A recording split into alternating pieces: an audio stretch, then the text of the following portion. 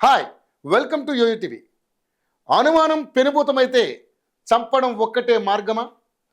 జీవితాంతం సంరక్షిస్తానని మాటిచ్చి పెళ్లి చేసుకున్న భార్యను చంపేశాడు. అంతటితో ఆగలేదు. ఆమెను ముక్కలుగా నరికి కుక్కర్లో ఉడికించి చెరువులో విసిరేశాడు. కానీ ఫైనల్గా దొరికిపోయాడు. ఈ వ్యక్తి హత్య చేసిన విధానం చూసి పోలీసులే షాక్ అయ్యారు. ప్రస్తుతం ఈ కేసు తెలుగు రాష్ట్రాల్లో సంచలనంగా మారింది. హైదరాబాద్లోని మీర్పేట్లో గురుమూర్తి, మాధవి దంపతులు నివాసం ఉంటున్నారు. గురుమూర్తి ఆర్మీలో పనిచేసి రిటైర్ అయిన వ్యక్తి. ప్రస్తుతం డిఆర్డిఓలో ప్రైవేట్ సెక్యూరిటీ గార్డుగా పనిచేస్తున్నాడు. ప్రకాశం జిల్లా జేపీ చెరువుకు చెందిన గురుమూర్తికి మాధవితో 13 ఏళ్ల కిందట వివాహమైంది. అప్పుడు ఆర్మీలో ఉన్న గురుమూర్తి 35 ఏళ్ల వయసుకే రిటైర్ అయ్యాడు. హైదరాబాద్ మీర్పేటలోని ఓ అపార్ట్మెంట్లో కుటుంబంతో కలిసి అద్దెకు ఉంటున్నాడు. అయితే గురుమూర్తికి అనుమానం ఎక్కువ.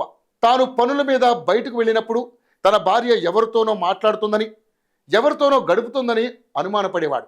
కానీ బయటకు మాత్రం చాలా నార్మల్గా ఉండేవాడు. బంధువులు వచ్చినప్పుడు భార్యను కాలు కింద పెట్టకుండా చూసుకుంటున్నానని నమ్మించేవాడు. ఈ మధ్యకాలంలో తన భార్య ఎవరితోనో అక్రమ సంబంధం పెట్టుకుందని ఆమె తల్లిదండ్రుల వద్ద పంచాయతీ కూడా పెట్టాడు. ఆమె ప్రియుడితో లేచిపోయే ప్లాన్లో ఉందని కూడా ఆరోపించాడు. సో ఈ టార్చర్ను భరిస్తూ ఆమె తన భర్తని మార్చుకునే ప్రయత్నం చేసింది. ఓ రోజు సడన్గా కనిపించకుండా పోయింది. గురుమూర్తి మాధవి తల్లిదండ్రులకు మీ కూతురు ఎవరితోనో లేచిపోయిందని నమ్మించి అందరితో కలిసి పోలీసులకు ఫిర్యాదు చేశాడు. పోలీసులు కూడా గురుమూర్తి నటనను నమ్మేశారు. భార్య అదృశ్యం వెనక అతని పాత్ర లేదనుకున్నారు. పోలీసులు మిస్సింగ్ కేసు నమోదు చేసుకుని దర్యాప్తు చేస్తున్న సమయంలో జిల్లెలగూడ చెరువులో గుర్తు తెలియని మృతదేహాన్ని ముక్కలుగా నరికి పడేసిన ఆనవాళ్లు కనిపించాయి. పోలీసులు వాటిని స్వాధీనం చేసుకున్నారు. కానీ ఎవరిదో కనిపెట్టలేకపోయారు. ఆ మృతదేహాన్ని ఉడికించినట్లుగా ఉంది. సమీపంలోని మిస్సింగ్ కేసులన్నీ ఆరా తీస్తే మాధవి విషయం బయటకు వచ్చింది. అప్పుడు గురుమూర్తి మీద అనుమానంతో పోలీసులు ఇంట్లో సెర్చ్ చేయడంతో చాలా ఆధారాలు దొరికాయి. పోలీసులు తమదైన కోటింగ్ ఇవ్వడంతో గురుమూర్తి నిజం చెప్పారు. భార్య మాధవిని చంపాలని పక్కాగా ప్లాన్ చేసుకున్నాడు గురుమూర్తి. అందుకోసం సంక్రాంతి సెలవులను ఎంచుకున్నాడు. ప్రకాశం జిల్లాలో ఉన్న అత్తమామల ఇంటికి ఈ నెల 13న తన పిల్లలను పంపాడు. అపార్ట్మెంట్లోనూ చాలామంది పండగకి ఊళ్ళకు వెళ్ళిపోయారు. దీంతో ఆ ప్రాంతం నిర్మానుష్యంగా మారింది. అదే అదునుగా భావించిన గురుమూర్తి ఈ నెల 15న పండగ రోజు భార్యను కిరాతకంగా హతమార్చాడు. ఆమెను చంపి ముక్కలు చేసిన తర్వాత ఆ మాంసం ముద్దలను కుక్కర్లో ఉడకబెట్టాడు.